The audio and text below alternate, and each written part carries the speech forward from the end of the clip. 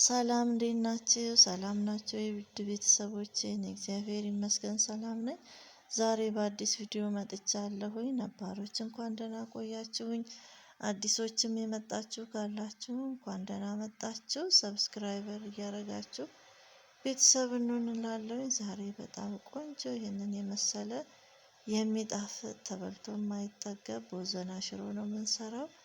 ቪዲዮውን እስከ መጨረሻው እንድትከታተሉ በትህትና ጠይቃለሁ። ቤተሰቦቼ አብራችሁን ቆዩ። እንደ ዘወትሩ እንደ ሁልጊዜው ድስታችንን ጥደን ሽንኩርታችንን እናበስላለን። ዘይት ከጨመርኩኝ በኋላ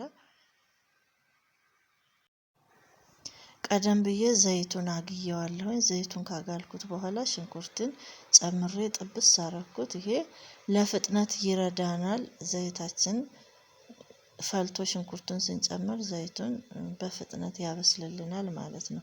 ለፍጥነት ይሄኛው ዘዴ ቆንጆ ነው። ሽንኩርቱን በዘይት ከጠበስኩት በኋላ በርበሬ ጨምራለሁኝ። በርበሬያችንንም በደንብ አድርገን እናቁላላለን። አንዳንዴ ስጋና ሽሮን አቀላቅለን ስንሰራ ቆንጆ ነው፣ ይጣፍጣል። ለልጆችም ለአዋቂም የሚሆን ቦዘና ሽሮ ነው የምንሰራው። ቁሌታችንን እናቁላላለን። ዛሬ መብራት ስለሌለ በሌላ ነው የምንሰራው ማለት ነው። ወይ በከሰል ምድጃ እንሰራለን።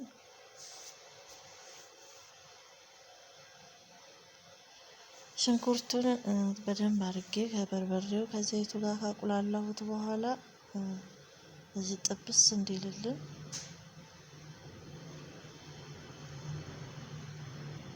በደንብ ሲቁላላ ወጥ ቆንጆ ነው፣ ይጣፍጣል።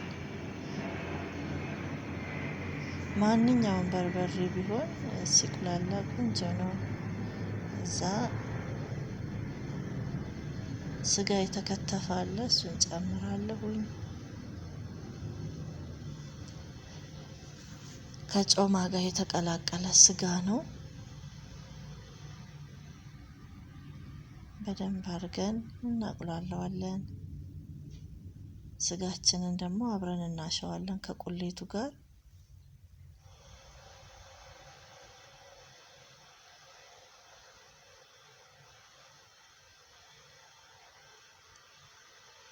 መብራት ይሄዳል፣ ይጠፋል፣ ይመጣል። አንዴ በኤሌክትሪክ ምድጃ አንዴ በከሰል ነው እያፈራረቅኩ የሰራሁት።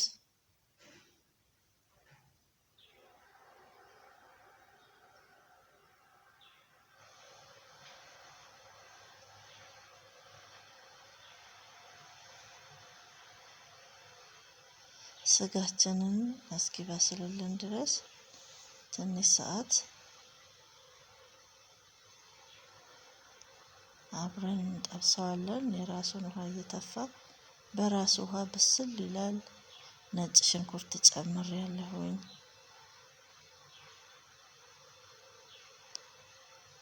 ቲማቲም ደግሞ ከፈለግን እንጨምራለን። ደቀቅ አድርገን 1-2 ቲማቲም ጨምር እናደርግበታለን። ከለሩንም ያሳምርልናል።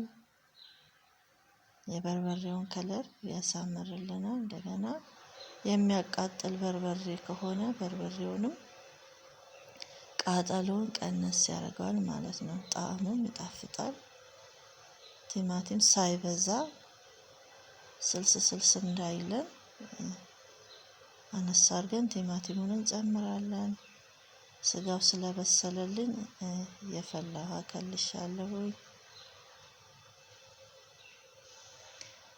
የፈላ ቀዝቃዛ ውሃ ከምንከልስ የፈላ ውሃ ሲሆን ቆንጆ ነው።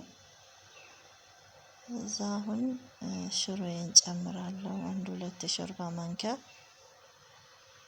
ሽሮ፣ ምጥን ሽሮም ከሆነ ነጭንም ሽሮ ከሆነ ምጥን ሽሮ ጨምሬያለሁ።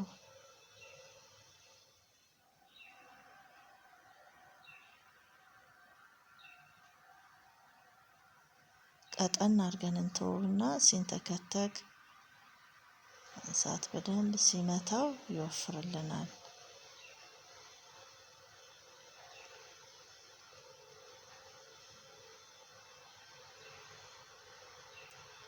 ክድን አድርገን እናንተከትከዋለን። ቅባቱንም እየተፋ ነው፣ እየወፈረ ይመጣል። ሽሮ ስለጨመርንበት ቀጠን አድርገን እንተውና ሲንተከተክ ይወፍራል። ከዛ ኮሮሪማ፣ ጨው አመጣጥነን እንጨምራለን። ቅመም ያለንን እንጠቀማለን። ነጭ ቅመም ካለን፣ ኮሮሪማ፣ መከለሻ ካለ ያለንን ከላይ ነስነስ እናደርግበታለን።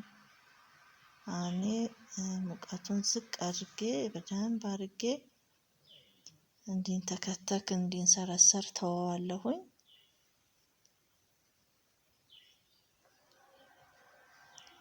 በዚህ መልኩ ስጋና ሽሮን አዋህደን እንሰራለን።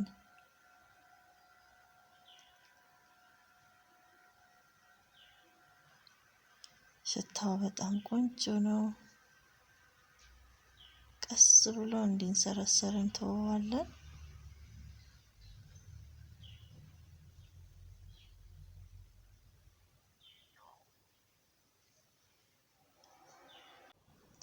ይኸውን ቅባቱም አልበዛበትም። ቅባት ጮማ ቢኖረውም ስጋው ሽሮው ይሸፍነዋል ማለት ነው። ቀስ ብሎ ሲንሰከሰክ ቆይቶ በዚህ መልኩ እንደዚህ ቆንጆ ሆኖ ወፍሯል። ቅቤ ጣል እናደርግበታለን። ቆንጆ የሚጣፍጥ ሽሮ ነው። በስጋ የተሰራ ትወዱታላችሁ ቤተሰብ።